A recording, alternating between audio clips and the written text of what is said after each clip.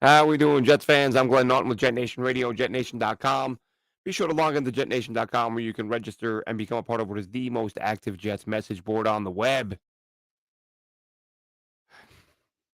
Another week with no touchdowns. What can you say? What can you say about this putrid team that completely lacks any discipline? And as you know, because there have been so many penalties, it's been a hot topic on our show.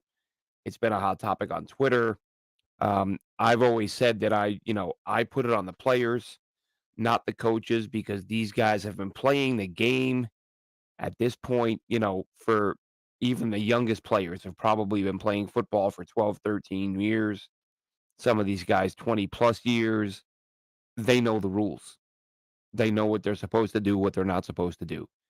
Um, at some point, though, if they're going to keep doing this stuff, which they obviously are, you got to start benching people.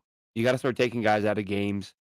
I don't think yelling at guys and telling them the rules is gonna make a huge difference. I mean, again, they know the rules. They've been playing, you know, you're gonna tell CJ Uzomah don't hold, like he doesn't know he isn't supposed to hold, but you know what? Bench him, and then maybe he won't hold, and then the touchdown will stand, and this should have been a blowout. This should have been a blowout win. What do we got here?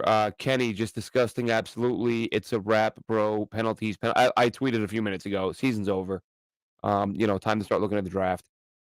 Justin Jets, the things I watch other games all Sunday, other teams overcome holding calls, they overcome drop passes.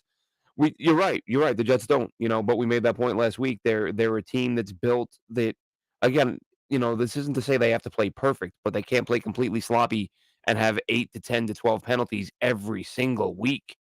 You can't do that. Um, but you're right, Justin. Other teams do overcome that stuff, but that's what we've talked about with Zach. And I've talked about it. I've said he's better, but he's still not good enough to overcome that type of stuff. You have to be not perfect, but you can't be a complete wreck. And that's where the Jets were again. Zach needs to go, and so does CJ Uzama. Listen, I've defended Uzama for a while now because I do think he's like genuinely a really, really good dude, but he's just not a good enough football player. Get Ruckert in there. See what Ruckert can do. As far as Wilson, look, I know people want his head on a platter, but you know, again, they move the ball all night and then just penalties, just stupid, dumb penalties, putting them in bad spots. So, I mean, look, swap them out at this point. It doesn't matter. Season's over. Like you want Zach Wilson on the bench, God, put him on the bench and let's see if Trevor Simeon or Tim Boyle are, much better than him. Maybe they will be. Maybe they'll win 5, 6 in a row with one of those guys under center. I don't know. I don't think they will, but this defense is good enough that if you can score some points, you'll win some games. Let's see, benching. Yeah, that's what I was saying. GM's land empire. You got to start pulling these guys out of games, putting them on the bench. Frustrating with the flags. This offense can't overcome stuff like that. Burnt dice. Exactly. That's the point we made last week. Repeated it at the kickoff today. They're not good enough to overcome that many mistakes. There's just so much going wrong at the same time. Randy, we're in position to get a QB. The interesting thing there, Randy, is that I still think this team is going to allow Aaron Rodgers' voice to be very influential. And I don't know how he would feel about them taking, like, if you take a QB, does Rodgers then retire? And you've got a huge cap hit, and you've got a rookie who, again, you're back to square one with a rookie. He doesn't have that mentor. So I honestly think round one for this team is going to be wide receiver or O line. But we'll see. Kenny, completely correct. Uh, Penalties the entire drive. Yeah. Um, yeah. Look, they could have made a move. I was thinking that on trade deadline day. Do you give up a late pick for a quarterback like that, like a Dobbs, a Brissett, Ryan Tannehill, somebody who can lead a couple of touchdown drives? Cook had he had two good runs early on, and then that was it. They kind of shut him down. He had 26 yards at the half. His high in the year is 33. Anthony, waste of a season, absolutely. And I said during the offseason, and if I actually went and looked at it the other day for a laugh. I shot out a tweet saying that going into the season with Zach Wilson as your QB2 is malpractice. I compared it to the time they did the same thing with Vinny when they didn't have an adequate number two. I said in the tweet it was Rick Myra, but of course they traded for him after the injury. The backups behind Vinny Testaverde were Scott Zolak and Ray Lucas, so it was even worse. So the very few times, one or two of the very few times in our lives the Jets have had a Super Bowl caliber defense, they've gone into the season without an adequate backup at quarterback, and the starter got hurt. It's just ridiculous. Missed the days when you didn't need a great QB to win. Early 2000s, 90s, 80s. Yeah, well, so much. The game's changed so much now. It takes a damn near miracle to pull off a win. And here's our good friend Chris Schubert from our Wednesday evening shows. Worst part of all this, it doesn't feel like they're going to change anything. It doesn't. And I said a second ago, Chris, you want to make changes, make them, but I don't see anything making a difference. It's not like they've got it's not like they've got a very good quarterback behind Zach Wilson. My preference would be that I would go after Hackett first, to be honest. I think the play calling I think they ran the ball on first down, like the first 7 or 8 drives. It was ridiculous. Just predictable stuff. And it may not have been every single, but it's certainly sort of 6 out of 8 somewhere in that where if you're playing the Jets, first down is a run play. And as somebody tweeted to me earlier, the play pattern seems to be run, penalty, pass, and it really does. It's gotten ridiculous. At morning indeed, I just hit 5 a.m. I am so glad that we are done with night games for a little while because 5 a.m. to do I mean, love doing the chats, love breaking talking about the games and how crazy it makes all of us. But tonight was a struggle staying awake. Bringing a stud receiver, draft the first round tackle. Well, that brings in the question. Franchise Becton, I agree. What's how many stud receivers are going to be free agents, and do you spend that much on a free agent receiver when receiver, let's face it, has become a position that every single year you have quality players coming out. But that's one approach. I wouldn't have a problem with it. Burnt Dice says stud receiver draft first round left tackle and franchise Becton, which I think again, as long as Becton stays healthy, I think he gets franchised. And then if he stays healthy again next year, I think he gets a deal, gets a long term deal. Ahmad says we need better receivers to help Garrett. Yeah, we've been saying that for a few weeks now. I'm gonna stop banging on about how they should have signed DeAndre Hopkins and drafted Jackson Smith and Jigba. Um, Penalties and not having a viable receiving option outside Garrett Wilson. Yeah, and listen, that's from Beloved Peace. And I don't get why we don't see more targets for Conklin. I feel like Conklin is the next best thing on the team in terms of being able to create separation, get open, make plays.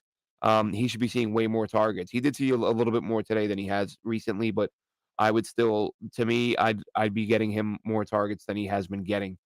Let's see. At this point, our Super Bowl is the final game of the year. We ain't making the playoffs, so hopefully we end the losing streak to the Patriots, so I don't have to freaking hear about it anymore. I'm with you there, Justin. Like I said, season's over. It, Playoffs are out of the question. But Zach, that might be a reason they don't bench him. Like they've kind of waited this long, and now benching him won't change anything. So they may just say, well, if we're gonna lose anyway, let's keep getting this kid reps. Because what are you gonna do? You're gonna develop Trevor Simeon? You're gonna have Tim Boyle do what exactly? Like you're not going anywhere with any of these guys. Um, Again, Chris Schubert might be time to start having a conversation about the head coach. Listen, I've said before, I get tired of watching teams get rid of coaches who go on to be better elsewhere because they sort of learn from their mistakes. But Salah doesn't seem to be learning from, and that's why I kind of like the idea of like, hey, let's keep a guy around and go through the growing pains and let him do the learning and have the rough patches here and then come out the other end a better coach. And he's our coach, not someone else's. But Salah, it's wild how the penalties just and no one's getting penalized for it. Well, that's not what I meant. Everyone's getting penalized. No one's being penalized for the penalties. Um, Defense has been good. They got beat on. Listen, they're not perfect, beloved piece, but they don't give up points. They give up. In the NFL, you give up 13, 14. If you're giving up 17 points and under in today's NFL, you should win every time. I mean, the league average is 22, 23 points a game. 17 is and some of these games, we're seeing them give up points when they've been on the field forever, although that wasn't the case today. Will Zach get traded in the offseason?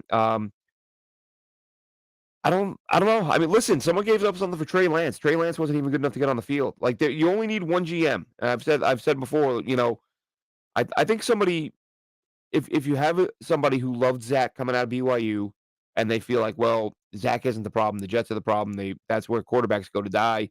I think I can fix that guy. I think somebody would give up something for Zach. You wouldn't get much, but I think you would get something. If you can get a 4 for Trey Lance, who didn't play, couldn't get on the field, and went to an even smaller school than Zach and had less experience than Zach. Like, he was a bigger gamble than Zach was, and couldn't manage to get on the field. And San Fran got a 4 for him. So let's see.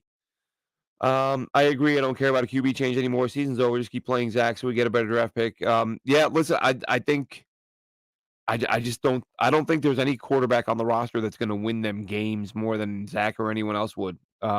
Between the three, like, none of them inspire confidence and make me think. I don't look at one guy and say, "Oh, we get a few more extra wins with him." I just don't see it that way. So I say just keep playing Zach because your season's over anyway. And at least with Zach, if the light comes on, which it probably won't. I'm not saying it will. But let's face it, Zach tonight was mostly good. Um, I mean, a million times better than the previous week. Even the interception, like, I want to go back and watch that. I feel like he got rid of that ball pretty quickly. I don't know who. Somebody on the O line got steamrolled, and he had pressure in his face right away, which is what I've talked about. Right? I've said when we've had these people saying he's holding onto the ball too long. I've kinda said, "Well, what do you want him to do? Throw into coverage and throw a pick, and then we can kill him for that?" And that's what he did tonight. He didn't wanna take the sack, pressure was coming. Um, could he have thrown it away or thrown a dirt ball? Sure. But, so yeah, bad. I'm not saying it wasn't a bad decision. I'm just saying it was an overall bad situation that started with poor protection. The problem is much deeper than Zach. It is. There's a lot more to it. Um Zach is fixed. You're actually seeing his ceiling. Well, I don't know how we can say that. I mean, we've seen quarterbacks after 3, 4, 5 years. I'm sure a couple of years ago we all thought we'd seen Geno Smith's ceiling, and here he comes 7 years later. And no, I'm not saying stick with Zach struggling for 7 years.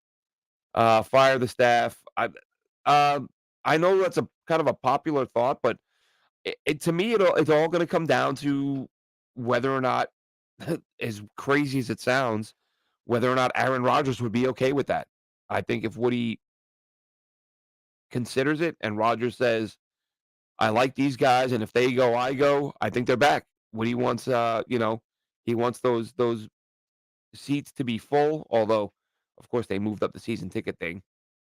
Salah, J.D. Hackett, after last year at the Broncos, shouldn't even be here. Yeah, look, Abby, that was largely a move to entice Rodgers to come here, which is weird because I really think that once Rodgers is under center, he'll probably be, he's gonna be making his own checks and essentially running the offense himself anyway. Uh, and Chrono Kenny, I said, what was the word I used? I think malpractice was the word I used when I talked about going into the season with Zach as your QB2. It's such a colossal oversight that it's hard to fathom even. It's really hard to get my head around it.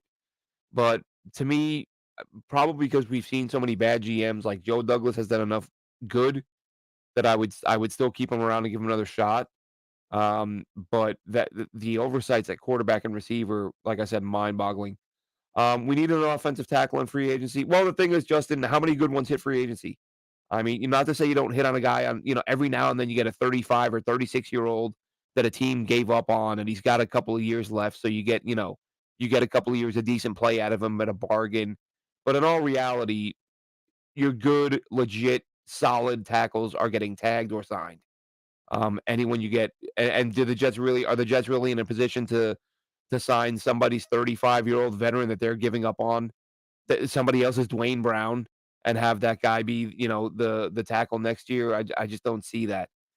I feel like the Zach blame is getting a little out of hand. Xavier Newman got beat badly on the INT. That's who it was. I said I couldn't remember who got beat. Xavier Newman got run over.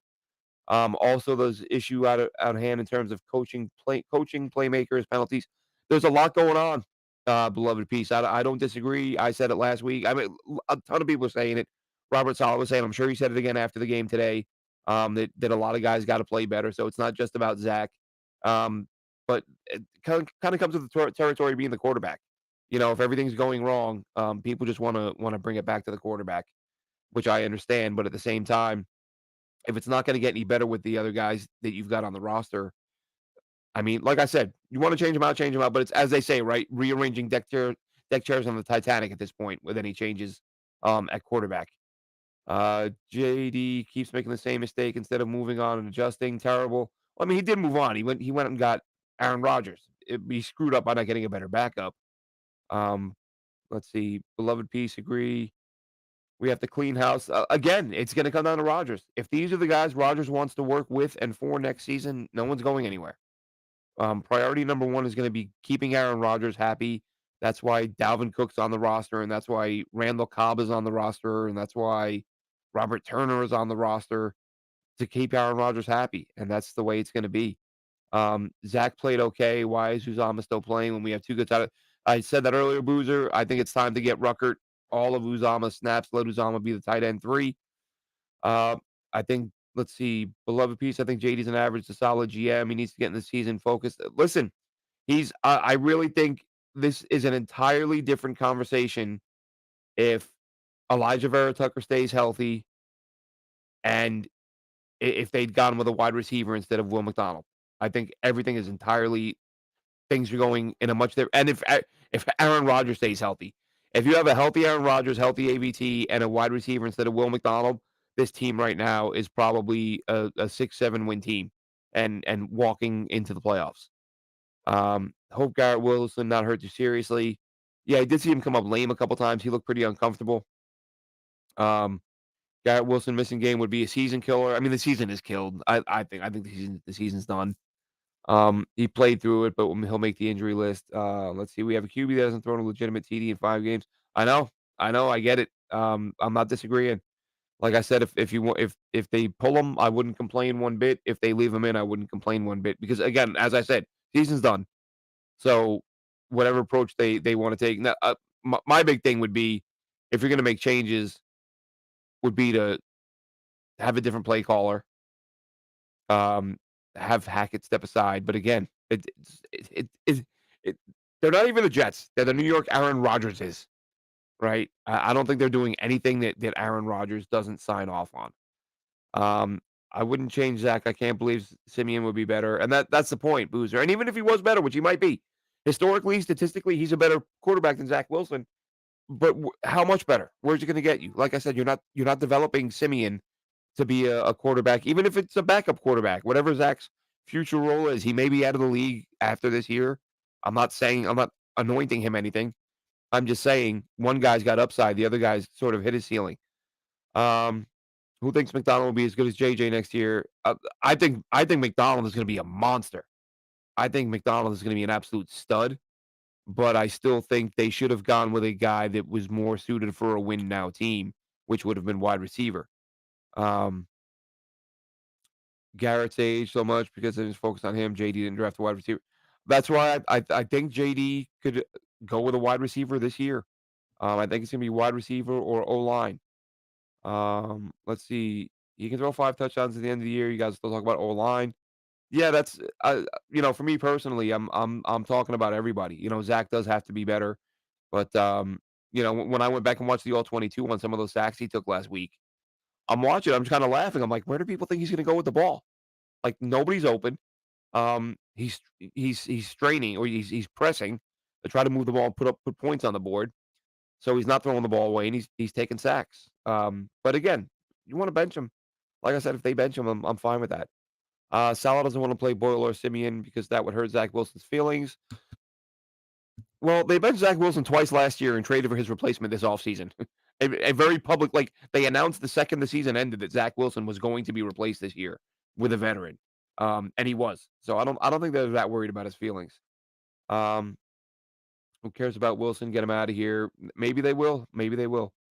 Watch Mike White gets Mike White didn't do so great last year. We thought he would be the upgrade. But he was playing with, his all of his ribs shattered into pieces. Um, let's see. Nobody can play behind this line. Well, That's the thing, again, we have seen times this season where the blocking isn't great, but there are open receivers and there is time to throw it and Zach doesn't pull the trigger. But then there are other times where he's looking and looking and looking and nobody comes open and he takes a sack. So it's not that there's never anyone open. It's not that he's never or that Zach Wilson is always holding on to the ball too long when he should be throwing it. It's it's a lot. It's a lot of moving parts with an NFL offense, but I completely understand where people are coming from. The quarterback, everything is different with quarterback. Everything. Expectations, the way you get treated when you play well, the way you get treated when you play poorly, the way your teammates look at you, the way fans look at you, everything is different with quarterback. And years ago, I forget who it was, talking about playing for Bill Parcells. I think it was Parcells. I could be wrong. Whoever it was doesn't matter. It's the point remains. Quarterback was getting benched. He didn't feel like he deserved to get benched, but the team's offense was really struggling. And the coach just said, "Look, I can't give the offense a spark by benching a guard." Right? Like, and that it's true. Like nobody has the impact on an offense that a quarterback has. So that's why the quarterback is under the microscope. That's why they get the money. But that's why when teams aren't scoring, even if it's not their fault, fans don't want to hear it. And like I said, I'm personally fine no matter which direction they go. But was trying to find the yeah, quick look at the final numbers. And just a few notes, thoughts on the game. Passing first downs, Jets had 11, Raiders 7. Rushing first downs, Jets had 3, Raiders had 7. The Raiders had 1 first down from a penalty, the Jets had none. Third down efficiency, 7 out of 16. That's big time for the Jets. 7 out of 16 on third down. I don't think they had 7 all year prior to today. The Raiders were 5 out of 15. Jets ran 63 plays to the Raiders 62. The Jets outgained the Raiders 365 to 274. Both teams had 11 drives. The Jets had a higher average yards per play of 5.8. Raiders were 4.4. Jets threw for 257. Raiders 126. Jets were 23 for 40 throwing. Why is Garrett Wilson throwing a pass on a trick play when we saw him on the sideline getting his elbow worked on and grimacing in pain and his elbow wrapped up, and then you call a trick play for him to throw the football, and he throws a duck out of bounds to, Alan Lazard was wide open. Who knows if he would have caught it, even if you hit him in the hands. Let's give Max Mitchell some props, by the way, while we're here, talking. Max Mitchell held his own. He was going against Max. I thought Max Crosby was going to have 3 sacks in the first half. Didn't happen. He did a nice job, and the offensive line tonight really wasn't as bad as it's been in previous weeks. Tonight, the biggest thing was the penalties, and of course there was, like I said, the pressure on the interception was bad. But 1 pick for Zach, his first one in 151 attempts. Jets ran it for 108. Oakland ran for 148. Jets did it on 21 attempts. Las Vegas did it on 32. So the Jets were at 5.1 per carry. Raiders were 4.6 per carry. Red zone 0 for 1 for the Jets, 1 for 1 for the Raiders. Penalties, here we go. New York Jets penalties, 8 for 83 yards. Raiders, 3 for 25. 2 turnovers for the Raiders, 1 for the Jets. Of course, there was the interception by Jordan Whitehead early on and the fumble recovery after that, which I believe was, excuse me, was also caused by Ashton Davis, who has not been great, but he's kind of we've not been hearing his name and he's been playing. So that's a good thing in the world of Ashton Davis. That shows he's getting a little bit better. So let's see. Not a lot of questions. And I look, people arguing about Zach in the chat, and I get it, folks. I get it. It's frustrating. We're all frustrated. We're all angry. But yeah, hometown officiating. Yeah, there were. I thought I saw. I mean, as we say, right? There's holding on every play, but I thought I saw some that really helped the Raiders out quite a bit. Boozer, don't give up this crazy NFL season. Buffalo, listen, nothing's impossible, right? The Jets can win, but I'm just not counting on it. You can't get in the damn end zone. Until you can score a couple touchdowns, I'm just going to assume this season's done and look forward to next year. We'll be talking about this and more on Jet Nation Radio Wednesday night. Myself, Chris Schubert, Dylan Terraman We'll cover everything more in detail than we did here tonight. Thanks for checking us out. Thanks for tuning in. Gonna wrap this one up now. Jets fall to the Raiders in, you know, that Hail Mary, right? I mean, that somebody said they thought Conklin knocked it out of Wilson's hands, which is possible, but it's a Hail Mary. You're just fighting for the ball. You don't know whose hands are on it. You're just looking up in the air and you're trying to get the thing for yourself. So that was, I'm not going to get upset that someone may have knocked an interception out of somebody or touchdown out of somebody's hands on a Hail Mary. You're just battling for the ball while you're down there. But Jets made it interesting, but it should have been a win. The making it interesting isn't good enough against an Oakland Raiders team that just replaced their head coach, and you outgained them all day long. You outplayed them dramatically in the first half. You just couldn't punch it in the damn end zone. Looked like Zach had one, stepped out of bounds. Uzama called for holding on the next play, took away another trip to the end zone for Brees Hall. So ugly, disappointing loss where the Jets really a game the Jets should have had well under control by halftime. They end up finding a way to lose. That'll wrap this one up. We will, as I said, be back Wednesday night, and look forward to the criticisms when we've all had a little bit of time to think, to watch, to rewatch, check out the all 22 and all that stuff. And let's see. Da, da, da, da, da. Yep. So that'll do it, folks. Have a good one. Disappointing loss. Start thinking draft, and we'll catch you Wednesday.